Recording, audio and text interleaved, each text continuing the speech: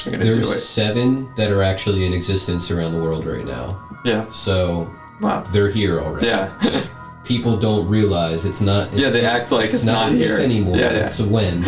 And FedNow is literally that preface. Right. Like you see what China's doing with their surveillance network and stuff, and I feel like our government's just copying them. And I'm like, we're supposed to be the free world. Yeah. No, it's like, why are we copying them? It leads me back, and I hate to put on the tinfoil hat whenever I say this, but I don't feel like government has anything to do with what happens politically, what we're building. I truly feel like it's all of the banks and money lenders, institutions like the IMF, and the power that they have is huge. I feel like it's the centralized power is the banking system and these monetary policy boards that are internationally connected and literally running the course of how we're using this created wealth system.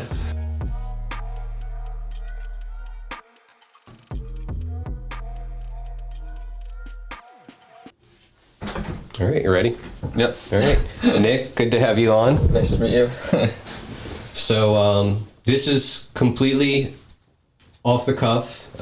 We have never formally met before, but we're meeting through our last interviewer, Keegan. So tell us who you are and a little bit about yourself, because it is also going to be news to me. So yeah, sure. So my name's Nick. I'm originally from Long Island. Spent some time traveling across the U.S., Europe, Mexico. I work remote, and right now I do data engineering at Pepsi. And I have an interest in finance, city design, and blockchain technology. Awesome. So data is a huge industry with so many intricacies to it. So what do you do for the company in that sense? Just for the professional aspect of it, I'm curious. Yeah. So I build data pipelines. So I just help move data from one place to another. So it's like most companies want all their data in one place and like somewhat similar structure, so the data scientists can make sense of it and like know how to act upon and things like that. So I'm part of a team that works on those pipelines. Yeah. Awesome. So how long have you been with Pepsi? I'm just curious. I'm relatively new. I think it's been now maybe about a few months now. Awesome. Yeah. Do you like it so far though? I do, yeah. Awesome. Yeah. So let's get into your passions. What are you interested in? You said finance, city planning.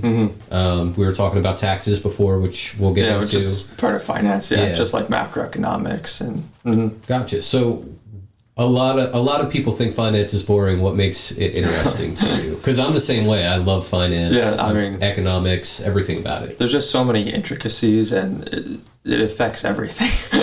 So it's like real estate, all these little aspects that people don't think about. And I feel like people sometimes look at just like one little piece of something, and it's just a lot bigger, I think, than people realize. I would say most people think of it that way. Yeah. So are there any, like with me, I like studying the crypto side and alternative aspects to it. Do you have any niches that you feel like you're more comfortable with in the finance space rather than others? Like for my own portfolio, like I do like try to find ETFs that I like. Gotcha. I do like some individual stock picks and stuff, but I mostly just look into ETFs. And then I like researching like crypto and blockchain. But I still mostly just invest in around Bitcoin, Ethereum. All right. So I was going to say you stick with traditional assets, or you're also investing in crypto assets as well. Yeah, and some like altcoins and stuff, but it's much smaller because it's a lot of these altcoins. It's like you don't know if they're going to make it. I'm in the mindset of I'm not sure anything but Bitcoin could make it. Yeah, it's a very real possibility because the tech is always improving. Another problem with some of these altcoins is they're a lot more centralized than people realize. Like when you look at the tokenomics. One of the biggest problems, yeah. I mean, even Ethereum itself, a lot of people don't realize this, but more of 30% of the coins on chain are owned by two different companies. Right. Yeah. So what's decentralized about that? Right. You know? Right. And it might improve over time as there's more mining pools and like different hardware wallets have like Ledger uses Lido, but maybe like the Trezor wallet will start using something else or vice versa. So it could improve over time, but there is a risk with that centralization from the front. So and then there's the policy side of things that are is just as atrocious. Yeah. What do you think about are you familiar with everything that the SEC and Ripple are going through? A little bit, just like they trying to say everything is a security pretty much, yeah. Do you think that that'll actually influence the policy for the rest of the crypto market, let's say, in the United States? I don't know if the SEC is going to be the one that ends up deciding that. But it's interesting because it's like Europe just passed a good set of crypto regulations. So if we don't figure this out soon, we're going to be left behind. Yeah, when did that come out? Like a week ago? The Europe rules, yeah, I think it's about a week ago. And they're pretty good. And I like they also had a rule in there that says that the companies could be liable for losses that you incur in the event of like a cyber attack, malfunction, or something else is like that. Yeah, so they're actually, there's some weight behind them actually running these companies. Right, right. And after FTX and everything that's happened, and many other stories beyond that, we need that. Yeah, point, exactly. At the very least, Yeah, the way these FTX, their accounting practices. I mean, I couldn't believe what I was reading. There wasn't accounting practices. They were just mixing funds. They were like, oh yeah, we don't know where this 30 million came from. I'm like, well, it came from somewhere. It's probably someone's money. That's something I was talking to another alternative currency investor. His name was Jeff. He was on this year, but we were just talking about how the standards of banking, accounting, it doesn't seem like there are standards at all that are being used in the actual matrix of things. Yeah. And no wonder why you have like Silicon Valley Bank type moments where billions of dollars are found misappropriated and like who's really running the ledgers behind these organizations? Right. One of my biggest things with banking is a lot of people don't understand that there's not one global system that all of these companies ante up to. There's not some even between the largest banks in the world, they're not sharing a lot of the information of how these transactions are proceeding to have a lump sum that's known at all times, especially with the amount of debt that's being created. Right. So we don't have a good holistic view of what's going on. So you said that you're really interested in economics. Is there a specific sect of economics that you really... Just like current events related, like problems in like banking systems right now, like the regional banks having issues. Like I've been looking into that. The commercial real estate, I think, is a big problem. In what way? So these commercial real estates, especially in New York City, San Francisco, and I think Seattle as well, the way they value these properties is insane. So in New York City or Manhattan specifically, like some of these buildings have well over $1 billion valuations. Let's give there was this one skyscraper I was reading about. It had like a $1.6 billion valuation. And when they evaluate these buildings, it's usually just because of the market. They always go like 10, 15% over what they're actually worth. Of course. But then on top of that, when they evaluate them, they look at the rents that they get per month to determine the cash flow for each floor and the businesses on the ground floor. But they will not take into account, apparently, the like rental concessions. So some of these offices are giving 3-4 months free. So to try to get a tenant in. But they don't count that. That makes sense. Yeah, but they don't count those discounts as part of the cash flow across the year. So it's like, it makes it look like they could earn a lot more money than they really can. And you also see... Okay. Yeah. And you also see on the ground floors of these units, you see like absolutely ridiculous rents. Like there was this one like corner store. It's basically like one of those ugly bodegas in New York. They're all over, and like they wanted like $40,000 a month in rent for this place, which if you good luck with a bodega making $40,000. Well, unless they're doing something, but exactly. As people are like, oh, how does any place stay open and stuff? So you see a weird disparity across the city. Even though the city's bustling with activity, there's lots of people there. The places that are open are packed. There's still like large streets, even in famous areas of Manhattan, and really dense areas, where you see every store is abandoned or empty, and it all says for lease. And they have charged such insane rents that nobody leases them. And it's like, I always hear people are like, oh, well then how? Like, how is this profitable? Like, how? Like, absolutely. You just mentioned on your way over here, you noticed that there was a lot of abandoned buildings. Right. Yeah. And I was explaining, like, even for like a small, like the smallest workspace studio that you could think of, $2,000 a month, easily, if not more, let's say. It's ludicrous. I mean, how do you, and that's something that with our podcast we're trying to talk to people about, is how do you promote a renaissance in an area where the artists and creatives and business owners can't even achieve to stay for a long enough period to, have those successes? I don't think you can. It's like you see innovation flowing out of places like New York City, and it's such a shame because with the density and the diversity you have, it's poised for excellent innovation, but the policies, the zoning laws, all of these things compound and make it so hostile to operate, especially small businesses. And it's like, what small business can pay $40,000 a month in rent for these places? Not happening. Right, and sometimes you can find, the very least. Right, and you can find some places that are workable, but there are a decent number of places that are priced where no one can be in them. And it's like from my research, what I found is like why they're doing this, because I'm like, why would you not just lower the rent and put something in there? Yeah, so from what I understand is, I think what they're doing is, if enough of places are setting these ridiculous rents and for the office space and those the storefronts on the ground floor, they basically say, hey, this can cash flow $40,000 a month, and these office floors can cash flow $1 million a month or whatever, even if they can't. So by doing that, you create an evaluation of the building that is far higher than it really is. And what I think these banks are doing is they're using these skyscrapers as collateral to create bigger loans to invest in other cities that are more productive. So it's like it's resulted in blight even in really expensive neighborhoods in our major cities. And you see abandonment for lease, and nothing ever gets leased there because it's too expensive. And then it's almost like an economic engine for the country, but not in the way that they're actually producing Absolutely. anything. And you see it in this neighborhood too. Yeah, it's crazy. Are companies like Blackstone that are buying out the neighborhood. Who was it? Warren Buffett and Charlie Munger's company that are buying out as many properties. They all got a sign on front of them.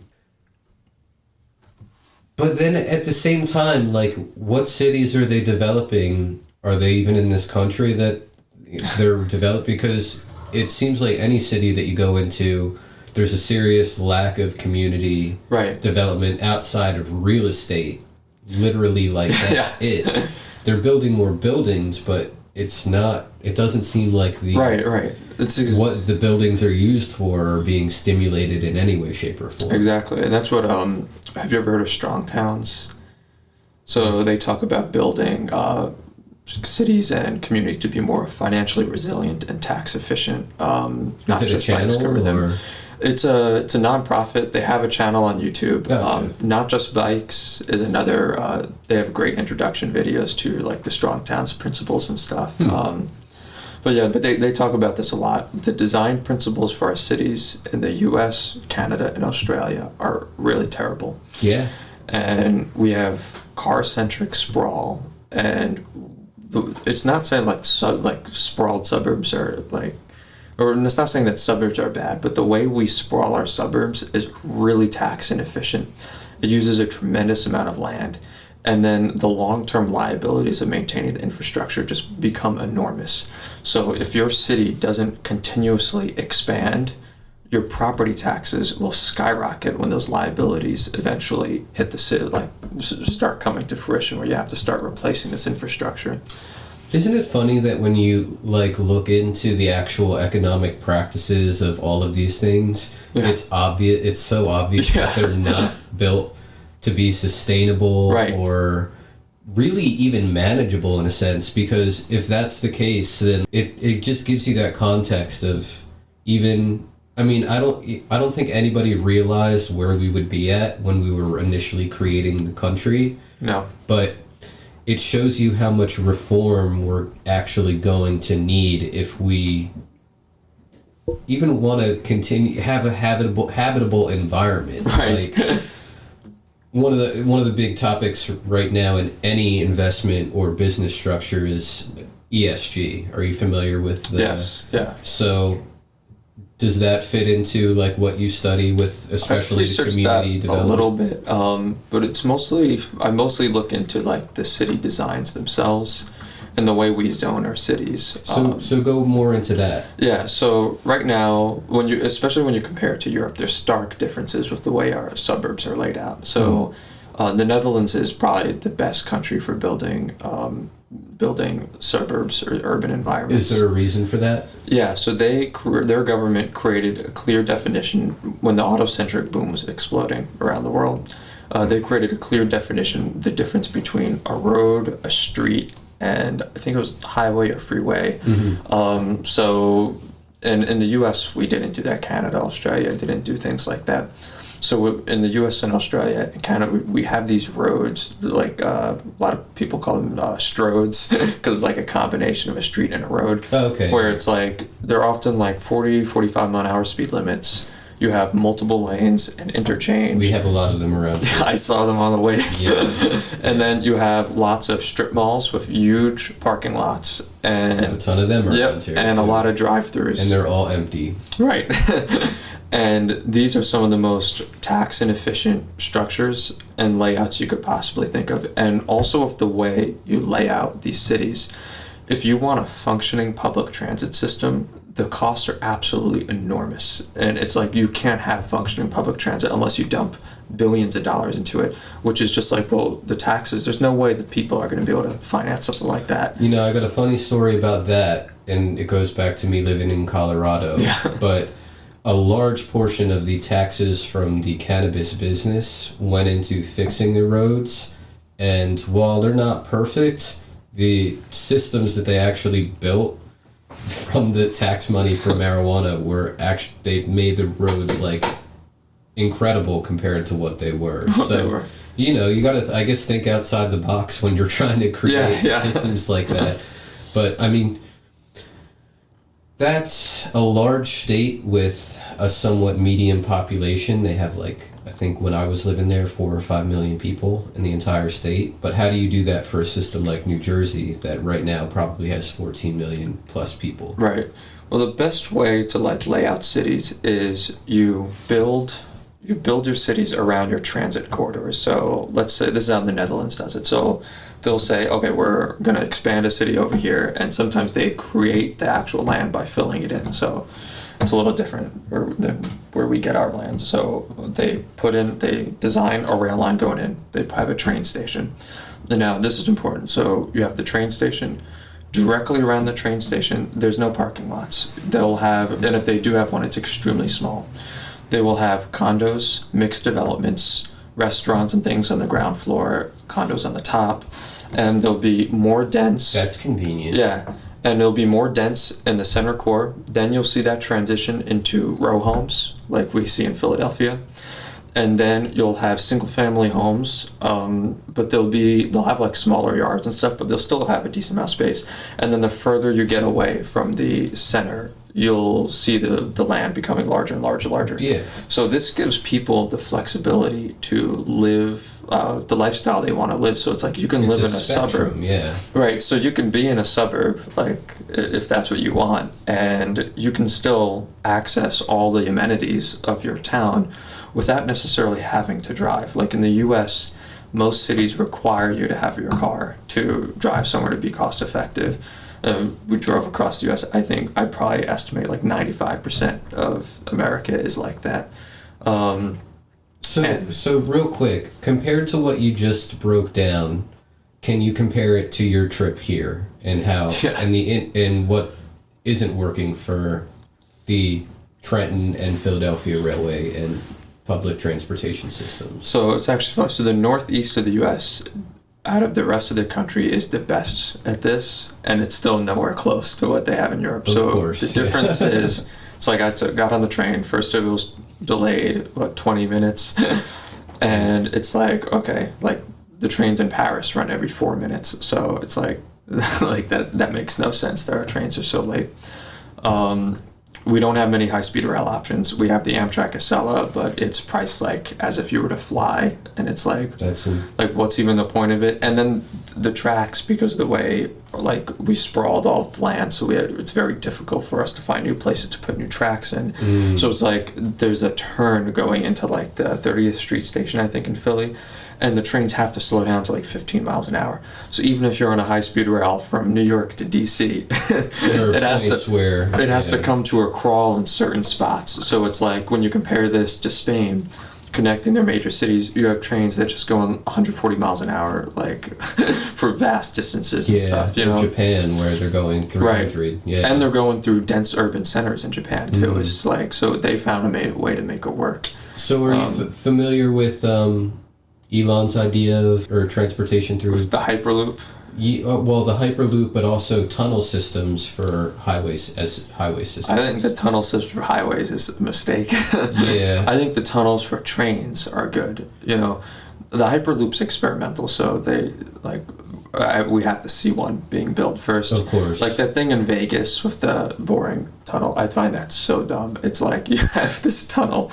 Vegas is also horrible city design. Like the main strip in Vegas, it's like people are driving like 50 miles an hour. It's wide.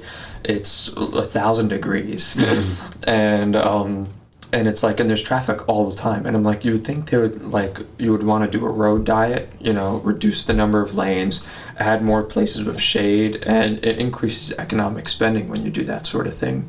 So it's like, it's just bizarre because it's like we keep building in the same way, and the liabilities are enormous for this pattern. So going back to the SEPTA and South Jersey, I see this a lot, where it's like you have a train station. So I got off the train, and the first thing I see around the train station, instead of condos, mixed developments and stuff, is I see pretty wide roads and huge parking garages. Yeah, that sounds about right. Yeah, and that's the Trenton station. And Trenton's a relatively large, mid-sized city. So it's like, it's not like a small town. And it's like, even for a city the size of Trenton, there's no density, you know. And there's these small towns in France that the trains stop at. Even though they're tiny, like they have a train station, they'll have some mixed developments, and then it radiates out the sprawl. So it's very different. And when you do this too, let's say you have a family of 4 living in a single family home, but still you're relatively close to that transit center. Let's say 2 or 3 people work in the big city. Now they can commute to the train station and get to work without financing a car or buying a car for the 3 of them. So you see a lot more 1 or 2 car suburbs there, when in the U.S. a family of 4 or 5, you need 4 or 5 cars because each person can't have freedom without their car. Absolutely. And I think that's the biggest difference, is like the barrier of entry to participate in the labor force is higher here because of that design. And it's not sustainable. No. And that's one thing. And you know, the pandemic really changed things and brought a lot of stuff to light.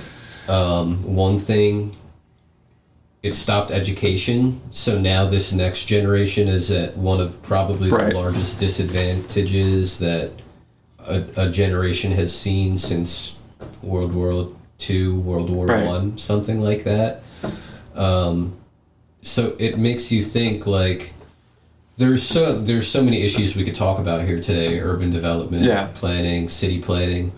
But one thing we were talking about before this conversation was we have the cities, even if they're ineffective, but how do you stimulate the work side of things? Right. So, and also, you said that you just came back from a trip touring the country. So, Yeah. would you think about all of this as you were looking and going through the towns and, cities? Oh, yeah. Yeah. Yeah, that's one of our favorite conversations. My partner just driving through and be like, "Oh, what did they do here?" Like the amount we passed through a lot of cities that were just like they had beautiful historic homes, but they were in just complete ruin. And with the way this sprawl works, it's kind of weird too, because it's like people talk about subsidizing public transit and things like that. People have like a knee-jerk reaction against it, but we subsidize driving substantially. When you look at the amount of federal taxes that pay for these massive roads and highways and stuff, like the highways built by Robert Moses in New York City, they leveled thousands of homes in Brooklyn. They leveled huge portions of the Bronx and pieces of Manhattan to drop thousands of cars into the middle of Manhattan and Brooklyn and creates the worst traffic jams ever. And it's like, well, why would we do that when, like, before that we had less cars? You didn't need subways underground. They had these great streetcars above ground that just went up and down the avenues and stuff. It's like we wouldn't need nearly as much infrastructure if we built like that. So how do you feel about the New York subway system? It's too expensive. What it costs to operate. You elaborate a little. So public transit in the U.S. And our public infrastructure projects, even from Texas to New York, it's way more expensive than Europe. I was reading about they were comparing London so they were comparing laying 1 mile of track in London versus New York City. Laying 1 mile of track in London is 20 times cheaper than New York City. And I'm like, why? And then New York City, they had a video of like, I think it was an MTA official or someone, they were being interviewed. They were like, well, why is it so much more expensive in New York City than London? They're like, well, you have to understand, New York City is a very old city. And I was like, London has been around for millennia. It's like, what do you mean? That's not an excuse. Yeah. Yeah, I think we have a huge lack of transparency in our infrastructure projects. And even like just a standard road project in Texas. To say the very least. Yeah. Yeah. And I was reading like just a standard road project in Texas, I think it was like 6 times the cost of Europe. And I'm like, we have the power of the free market, and like our great cities like New York and stuff were built with this free market efficiency when they were first created. Like the Empire State Building was built in just like a year or two, I think. And it's like now it's like that would take forever. I saw in I think it was 2018, my dad and I were walking around Manhattan and we saw an elevator that was closed.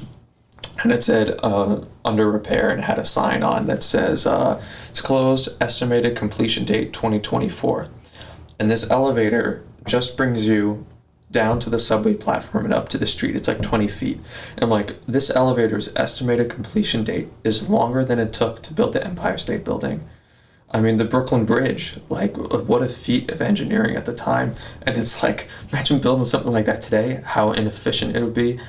I mean, if we keep, and it's like, maybe it's like the low interest rates, and I think we're taking advantage, like what Ray Dalio talks about. It's like when you're the reserve currency. Yeah. You think less about efficiency. You could just print so much to try to make your problems go away.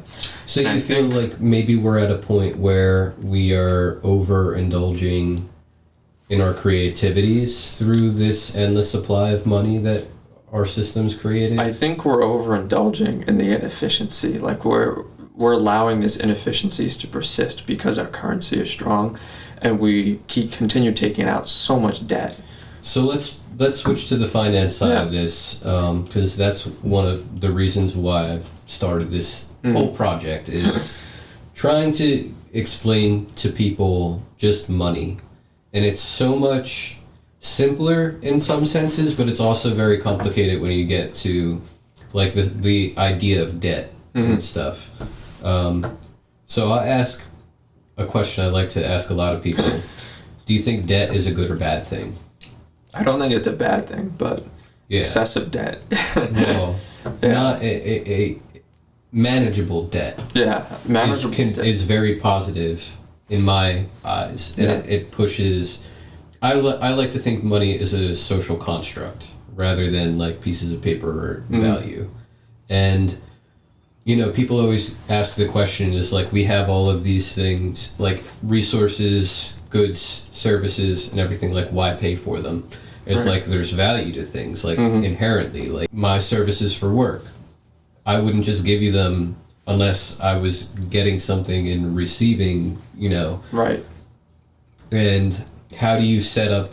You could barter, and that's how trading initially started. We had like trading and bartering systems that popped up in communities that travel. But what's your idea of money? Well, because it's different for everyone. Yeah. I think it's like when you could take out debt, it allows businesses to grow. You can grow things. It's just like based on what you think you're going to make, and so it's like that part makes sense to me. But with the way we have it set up, with the banks and stuff, just allowing printing so much of it, and where there's such a lack of transparency, I think that's one of the biggest problems with this system. Is like at least with blockchain, like we could see things being made, but if you don't have any idea what's going on with these banks and with these systems in place, and it's like, how is the Federal Reserve also supposed to make decisions? Like, they might have access to some of this, but do they have access to everything going on in the system? So are you familiar with FedNow being? Yeah. Do you want to tell our viewers a little bit about it? So also you have worked at the Federal Reserve, not as a policymaker or anything like that. Yeah, just in IT. I just worked on the website, so nothing. When I originally heard that, I was like, this is the ultimate story of if you can't beat them, join them.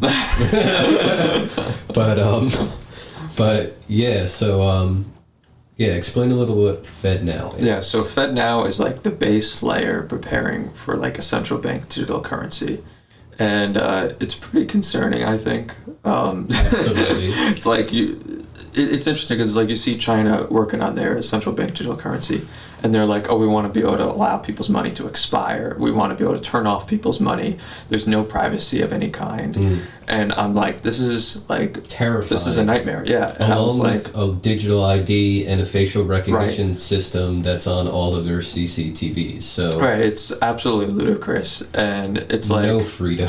And I think Switzerland discussed about making a central bank digital currency. I don't know if they're actually going to do it. There's 7 that are actually in existence around the world right now. Yeah. So wow. They're here already. Yeah. People don't realize it's not. They act like it's not here if anymore. Yeah. It's a when. And FedNow is literally that preface. Right. Yeah. Scary. It definitely is, and it's like you see what China's doing with their surveillance network and stuff, and I feel like our government's just copying them, and I'm like, we're supposed to be a free world. Yeah. It's like, why are we copying them?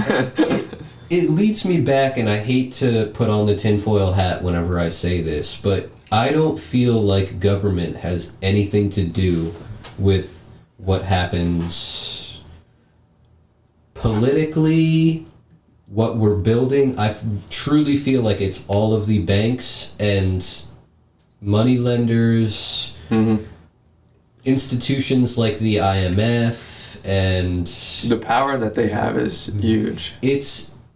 I feel like it's the centralized power is the banking system and these monetary policy boards that are internationally connected and literally running the course of how we're using this created wealth system. And that's why I think Bitcoin is so great. It's like it takes the power away from them more, and absolutely. And these smaller countries have a chance because it's like these countries get bullied by the IMF. They like Argentina, I think, was offered. They were like, oh, yeah, IMF will help you with this, but you're not allowed to use crypto in any way or allow adoption. I'm like, what small country would sign any deal like that? It's like crypto can help bring them on a level playing field. So what's your idea with Bitcoin? And a lot of people say it's a Ponzi scheme, and they don't really understand it. So what makes you comfortable about it? Isn't the U.S. dollar a Ponzi scheme? Well, yeah, no. Again, like that's.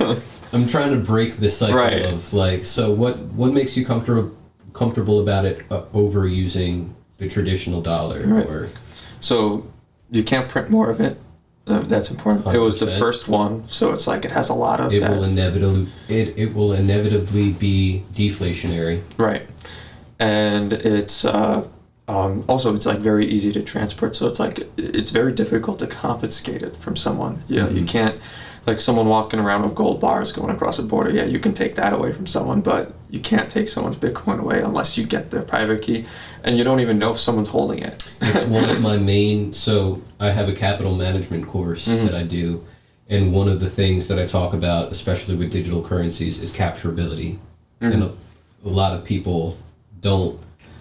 It doesn't click with them because they're used to keeping their money in a bank. Right. But if we really got into like a chaotic situation with like a banking crisis, your money's gone at that point. Right. Especially, I mean, good luck in the bank runs, Yeah. you know, in a chaotic situation like that, but you're not getting all of your money out of that. And with Bitcoin, you can hide it, break your ledger wallet, remember 24 Right. 24 seed phrase code, and you're Exactly. it disappeared forever essentially. So yeah, I mean, capturability is, and especially with events like, I always bring up World War I and World War II. They've confiscated gold even in America, and every other country that has seen war throughout the last 10,000 years. But capturability is a huge thing with currency that is that now with Bitcoin and digital currencies, we're starting to actually literally get a hold of in self-custody. So couldn't agree more in that sense. It's pretty amazing technology. Yeah. So what other aspects of the blockchain do you like? Well, I like the decentralization, and I like the decentralization will create more reliability over time. Because like right now, like for cloud providers, for example, there's projects like Filecoin, and right now I wouldn't consider them stable, and they're still relatively centralized because the firms that created the foundation still hold a lot of the tokens. So it'll take time for projects like this to become more decentralized. We are at the birth, exactly, and for a course of a monetary cycle, 15 years that we've been around is nothing in the sense of especially the evolution of the technology. Right. It's so.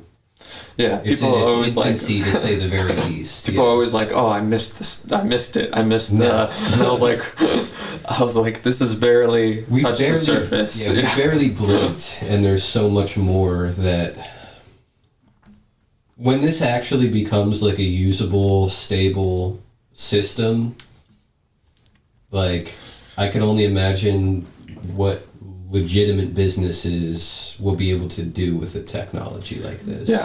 Do you invest in any other alternative investments like precious metals or anything like that? Like what's your opinion on gold? I want to buy more gold. I don't have much at all. I just stuff from like childhood. Yeah.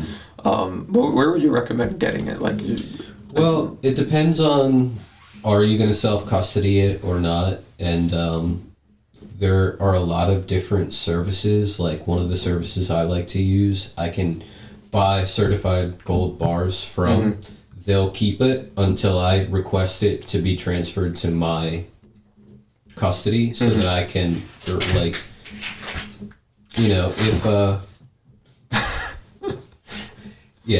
they'll transfer it to me if I want it in my custody. So my whole thing with gold is if I can't physically have it, I'm not interested in buying it. So you'll never see me buying banknotes or certificates if something hits the fan or an ETF like that, because that's the last thing that it takes the actual value over why you would have gold in your portfolio. Right. Because it's supposed to be a real asset. Right. But yeah, I'm huge on gold. Definitely diverse. Not financial advice, because I'm not a financial advisor. But I definitely have it in my portfolio, 100%. Do you have silver? I'll show you some companies after this. Oh, that sounds good. I would, and I'll send you the information. Yeah. But the unfortunate part about that is there are minimums to those companies like that. Like some are 2,500, like some are 10,000. It's ridiculous, but it's worth the service, and especially if you do want it as a hedge in your portfolio, it's worth it. Yeah, that makes sense. Yeah, long-term investment, of course. Not something I would trade. Yeah. And pro tip, if you're buying gold, just buy it to keep. Don't buy it to trade, because the premiums that, unless this whole BRICS situation plays out, premiums aren't worth it. Yeah. So are you familiar with everything that's going on with that? With the BRICS, yeah. Yeah. So do you want to inform our viewers a little bit about that? So the BRICS, that's China, Brazil, and what was the other? Russia. Saudi Arabia. Right. And South Africa. Yeah, so they agreed to do oil swaps for the yuan instead of the US dollar. Which honestly, like, I'm a little surprised that countries are considering, like, fiat currencies for oil today. Talk about a dollar that has so much instability. It's the yuan. Yeah. And, like, you don't even know what they're doing, what the supply of that is, not even close. Yeah. And even, like, companies operating there, like, I heard that it's like if you bring a lawsuit for, like, oh, they copied my design or something like that, the Chinese courts have, like, 100% conviction rate in the favor of the Chinese company. Why wouldn't they? Yeah, and I was like, why would you want to invest in that? I was like, it doesn't make really sense to me. Well, it's always terrifying to hear things like, Jack Ma, right? Oh, yeah. And, just... If you have that level of power and you get disappeared, like that speaks a lot about the country. That it makes me wonder if I ever visited China and they saw like a podcast like this, would I be under like a fine-tooth microscope the entire time I was in the country? Don't know. The thing is, you don't know. That's the scariest part, and I would love to go see. That's the worst part. It's a beautiful country. I would love to go see China. I have nothing against China. Yeah. It's beautiful. I love the culture. It's just that they have some that secret underground shadow organization that's just always there, quote unquote. It's also it's a little crazy, the Communist Party. So I think I was reading that a lot of the people that are party members, they don't even allow their family to stay in their country because they're afraid of them being taken and used as collateral. So you find them in other countries and stuff. I believe that. Yeah, and I think people underestimate how unstable this is because the power is so concentrated. Like, have you ever heard of the Three Gorges Dam? No. What's that? The Three Gorges Dam is the biggest dam in the world. Like, it's just enormous. Mm-hmm. And when they built that, it basically turned this section of farmland into desert. And they kind of when it was built, they were like, oh, well, we can produce so much electricity, so much manufacturing from this. And they acted like that the government is so powerful we could control Mother Nature itself. Well, this dam has become a huge liability. If it were to burst, you can say, I think it was like 400 million people could be displaced. I mean, it would just be a disaster. And this dam... Don't tell America that. Yeah. I mean, we have some high-risk dams too, but we could talk about that. Yeah. But we should be taking a look at our dams too. We'll get into warfare later. Yeah. But this dam is it's bulged in one spot from the immense pressure of the water it's holding. I think it changed the axis of the Earth's tilt extremely slightly because of the amount of water it's damming up. Or I heard something like that. But even if it hasn't, this is enormous. And I think I was reading if this dam were to burst, the city of Wuhan would be under 20, 30 feet of water. And there was another smaller city that could get hit with a 100-foot tall wall of water. And it's could you just imagine how scary that would be? Sounds like that movie, Knowing. Oh yeah. Although they were all burned alive, yeah. But or not Knowing, what's it called? Oh, Day After Tomorrow? Yeah, The Day After Tomorrow, there you go. Yeah. But it's pretty concerning with that dam there. So it's and there's talks about removing it. It's terrifying to think of. There's talks about removing it, but it's a tricky thing. How would you remove it? That would be a feat of engineering. You would slowly open the floodgates and even out the water pressure and then start disassembling the dam. It would probably take a few years to do that. So it's possible, and then it would restore the natural cycle. The water, when the rainy season comes, the water will go back to produce filling up those lakes and stuff. But the advantage of the dam is they could generate so much electricity from it. Of course, yeah. So, but where it's built, we had a few dam errors like this in the U.S. I think we had 1 or 2 dam collapses in the past from this, where what you're mounting the dam to isn't stable. So it's a lot of it's loose material there. So in order to keep the dam stable, they're like injecting stuff into the ground to stabilize the area or something. That makes sense. Yeah, but Yeah. if they stop doing that, or if it doesn't succeed and this dam overtops, we would have a black swan event, because like we'd see like no manufacturing for a long time coming out of there. But what's crazy is the rainy season, the dam got the capacity during the rainy season during the pandemic or the year after, I can't remember. But they opened all the floodgates to prevent it from overtopping. The water swelled after the dam, and apparently some smaller villages were wiped out. And because of the way their government works, liability reasons, they didn't warn anyone that it was coming. So these small towns were apparently washed away. I was like, but it's hard to tell for sure, like, what's truth, because it's like you have a lot of censorship. Yeah. So like this was just coming from some people on the ground, and it's like, well, how do we know 100% that that's true? It's hard to tell, but they did open their floodgates. And it's like, well, there was another storm coming, and that storm happened to miss China. But if it turned and it hit that same spot, it probably would have overtopped. So it's like, it's pretty crazy, because disassembling the dam is a political nightmare for them, because if you take it down, they were telling their people for decades that, oh, we can control Mother Nature. So it would be seen as a failure of their government, which they don't want to do, and can weaken their stance politically. But then if they keep it the way it is, they can have a one black swan event, and then people lose faith in it. So it's a very tricky situation, and that they got themselves into with this dam. It's just mind-blowing. Like, you always think that the leaders of the most important nations in the world are these extremely intelligent, Right. advanced individuals. And another reason why I started this podcast is like to see what people they're really about, you know? Like, Right. It's so interesting.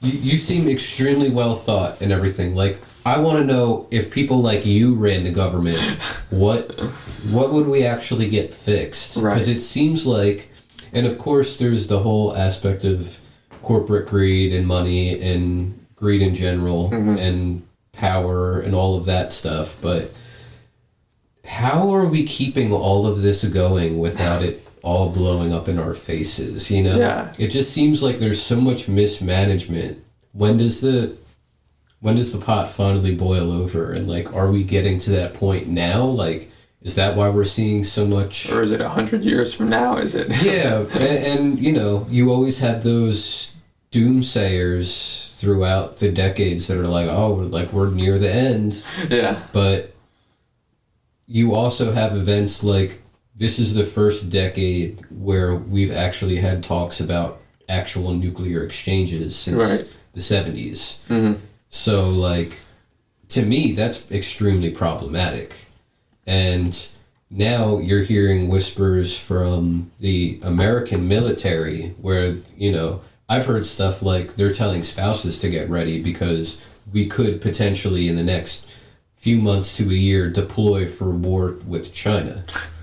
And it's just like, this is real. It's you know? also that it doesn't help anyone, these conflicts. It's like everyone is worse off except the military-industrial complex and all these countries. Yeah. And it's like, I was like, the people in Russia, China, and the U.S., they will all suffer. And it's like, there's no point in this. It's like, if we just work together on this, and I feel like countries, when they devalue their currencies, they lash out with their military more. And they try to expand more. And I somewhat see that that's what's happening. For money? Is it really all for money at the end of the day? Like, that's my question. I don't know. War just, while I understand it, it doesn't seem like it makes any sense in the way that we're using it currently.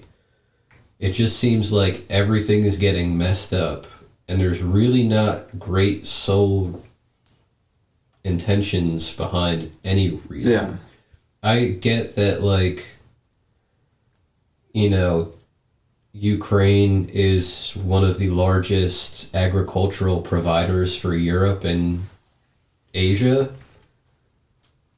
So why attack it? Like, Yeah, and they're like, I heard they're like burning farms and stuff. yeah, they're Livestock completely destroyed. searing they're scorching And it's like, everything. Like, It doesn't make sense. I don't get it. I don't get it either. Yeah. And I feel like it just the always U.S. makes... government is a whole other thing. I don't know how. I almost feel like our last 10 years of presidency, Obama was a decent president. There wasn't much conflict going on during the time. No, yeah. But this whole Trump-Biden thing is like, why are you having either of them run?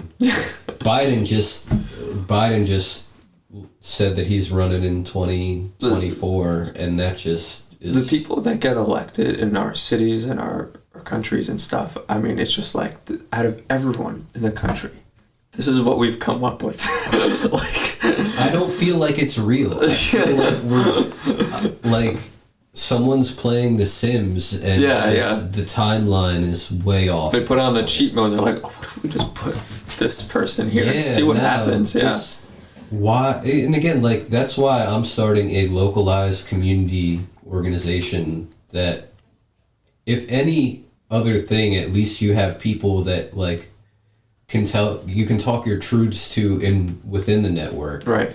It's a serious problem. Why are the higher ups the way that they are? And is it really wrapped around money? Does it all have to do with money? Like, well, even if we can't figure out how to fix it the way it is, I feel like that blockchain technology could be a move in the right direction, because you could create these decentralized organizations that people vote for changes and stuff. Do you know what a DAO is? A decentralized autonomous organization? So I feel like stuff like that. Those are some of my favorite projects in the blockchain space, because it's actually decentralized. It's promising too to make change. They're extremely hard to make, though. Yeah. And a lot of the people that do make those organizations literally have to do it through DBAs and then literally be ghosts for their lives because of like the issues that you could have with a network if you find out like who runs those. Right. It's so, and again, that's something that's so intricate with that technology and moving forward. So how do you feel about CBDCs? Because obviously that's the alternate path on the blockchain that... Yeah, I think it's a really bad idea. What makes you think that? And I think if the CBDCs were just like cash, I think it's a good idea. If they were private, if you can make the transactions private, if you can opt for that. Mm-hmm. So it's like you can have options kind of like Zcash or something like that. But then not being able to turn off people's money.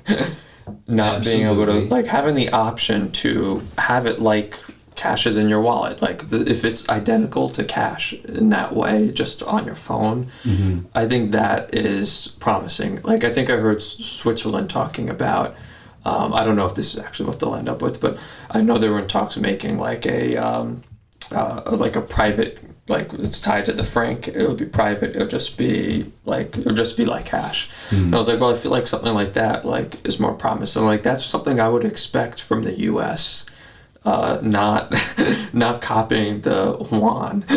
And it's like, what, like, it's just really weird the path that countries are taking this. I mean, I think you've probably heard about the one in Nigeria. Was it Nigeria that launched where they turned off people's ATMs? Yeah. And there were riots, and apparently people starved to death because they couldn't get cash. And when they first released this central bank digital currency there, or whatever their payment platform is they launched, I don't know what they called it, there was only had 2% adoption. And then only until did they turn off ATMs and people were forced to use it did people use it, because why does anyone want to give up all their privacy and freedom? It's mind-blowing that this is actually going on in the world right now. And people are like, oh, it won't happen. And I'm like they're hiring people to do this right now. I mean, well, why do you think all of these large-scale organizations, I'm sure Pepsi included, are hiring these blockchain professionals to step in and like start basically integrating themselves into this new future?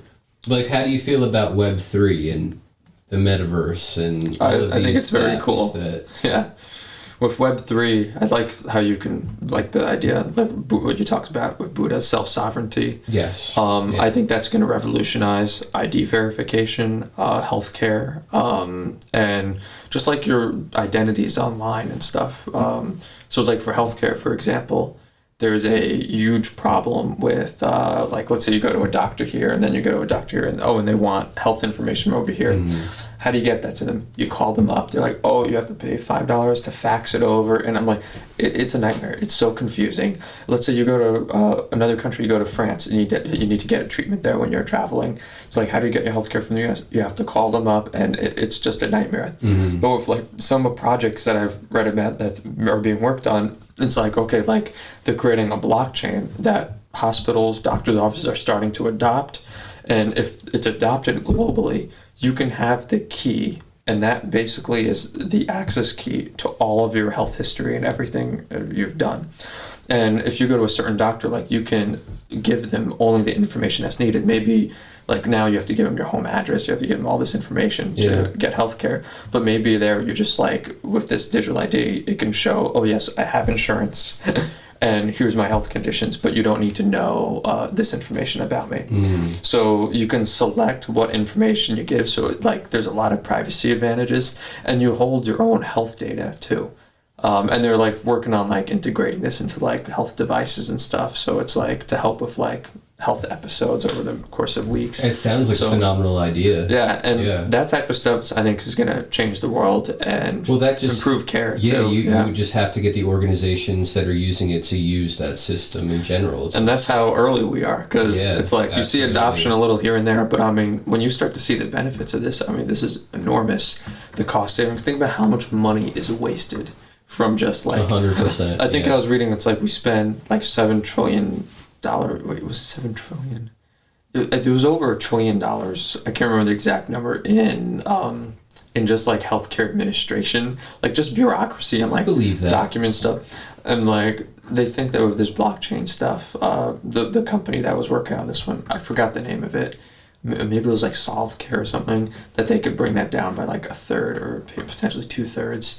And it's like the benefits would just be enormous. And it's like it would be cool too, because like you could be traveling a foreign country, go to a doctor, and they have everything they need to know about you to get the care that you need. I mean, like, how amazing is that? You can't do that today.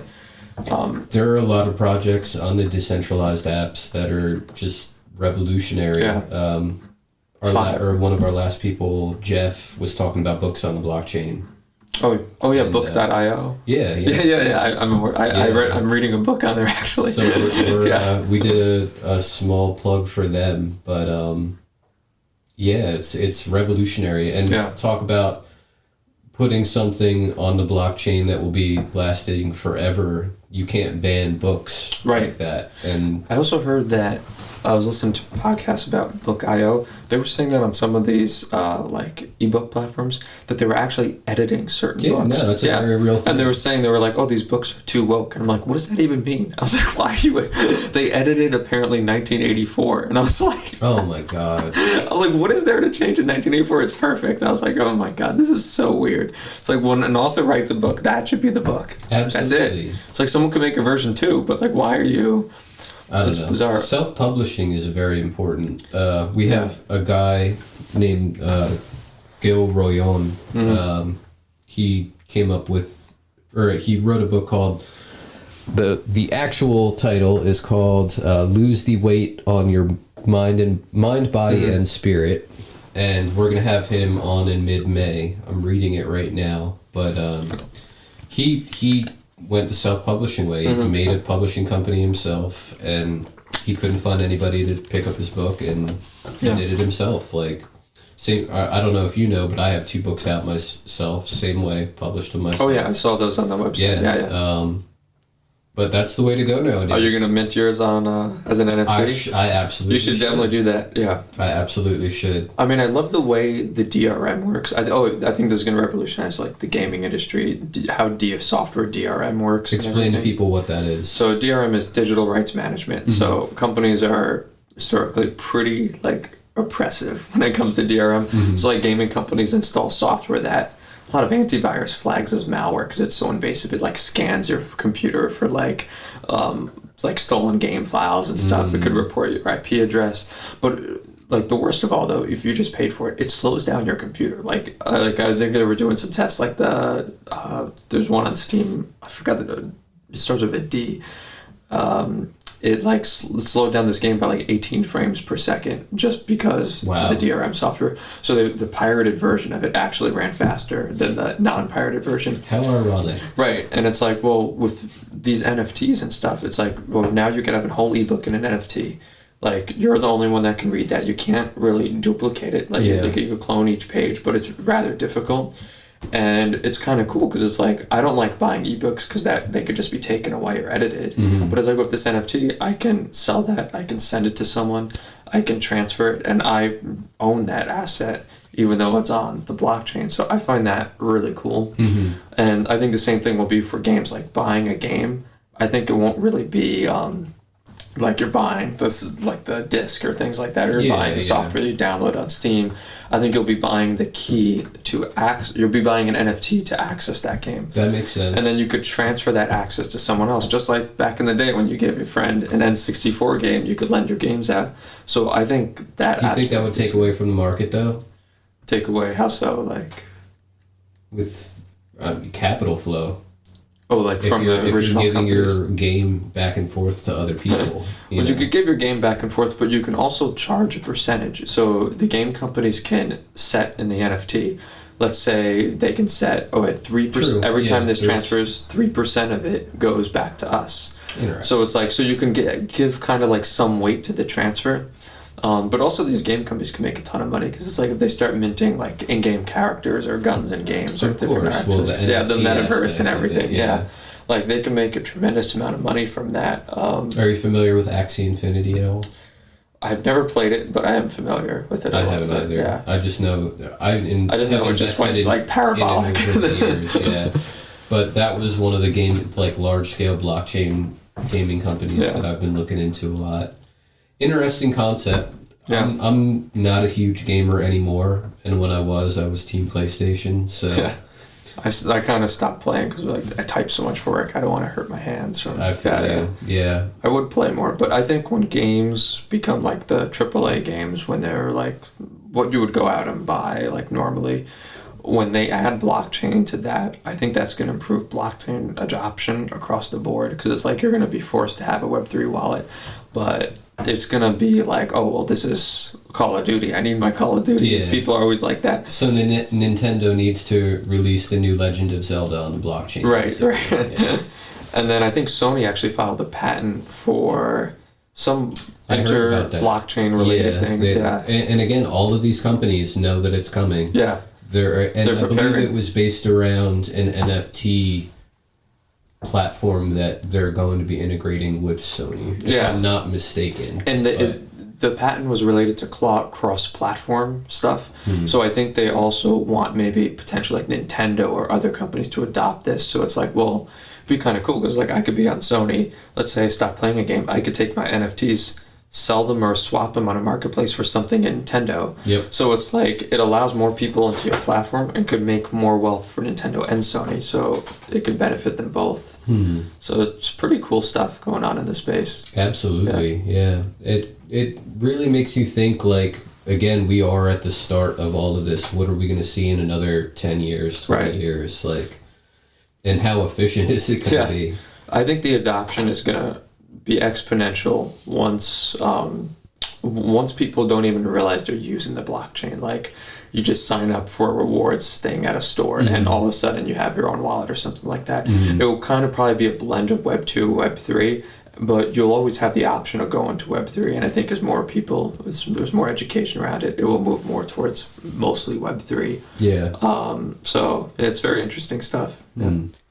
Are you familiar with any like AI platforms, or how do you feel about all of the web tools and everything that are coming up with?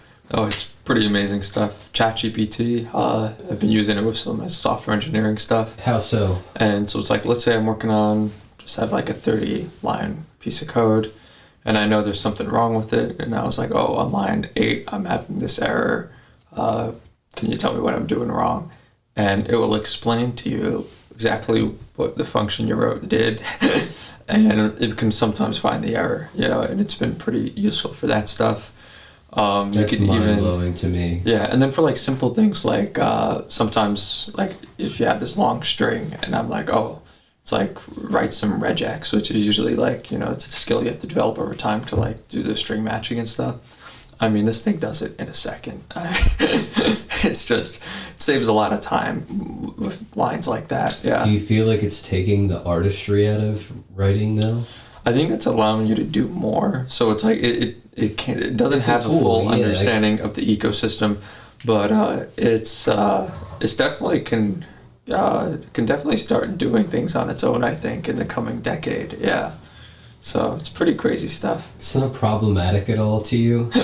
It is. Yeah. We have to have a good framework for adopting this socially and safely too. I just feel like I hear more controversy about it than I hear good things about it. Yeah, I mean, well, you think about like some of the benefits of it. So like there was a healthcare AI software. I forgot what hospital was doing this, but it's like if you could take pictures of your skin or something, and with like 92% accuracy, it tells you if you have skin cancer or not, or something like that. Wow. So with technology like that, it's like, well, you can just take pictures on your phone.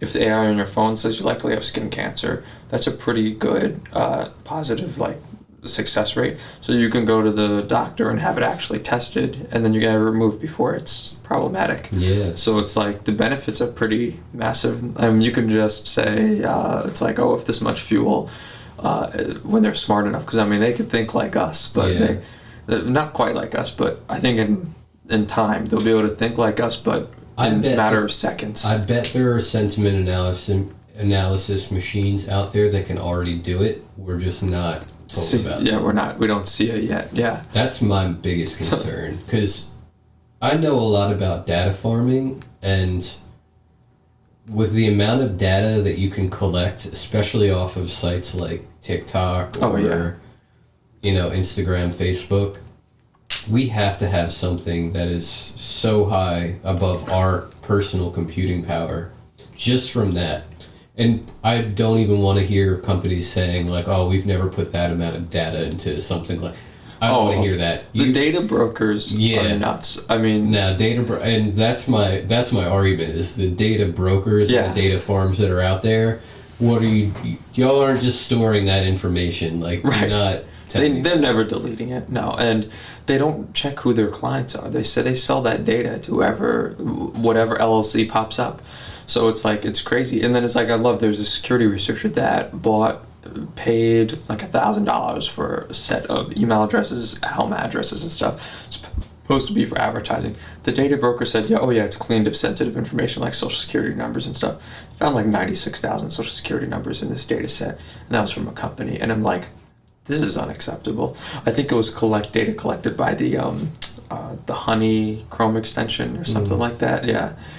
But it's just like, wow, to me. It's like, well, these data brokers are clearly irresponsible, and they piece their data together from all of these different services and stuff. That's why it's important to segment your identity on different platforms with separate email addresses, separate phone numbers. So it's difficult to do those data joins. Yeah. It's unbelievable. And then as a business owner, you can't really do that because you have to be under the guise of your organization. Like, I hate it. What do you mean, like? Like, having one connected... Like, creating what I'm doing, creating a system on all of the social media platforms under the guise of currencies. Right. Like, that's all one thing that's tied and connected right back to me. Yeah. I mean, one thing that you could do to fragment a little bit more is the phone numbers tied to those accounts. There's not even phone numbers tied to it. Yeah. But, I get it. It's just, I don't know, problems of running a business that you run into. So, where can everybody find you? Well, LinkedIn. LinkedIn, gotcha. LinkedIn's probably the best place. Connect with you on LinkedIn? Yeah, connect with me. You can message me on there. Mm-hmm. Awesome. And any shout outs you want to give before we close this up? To like anybody. To anybody. Not that I can think of right now. All right. Well, again, thank you for having me. Yeah. Cut.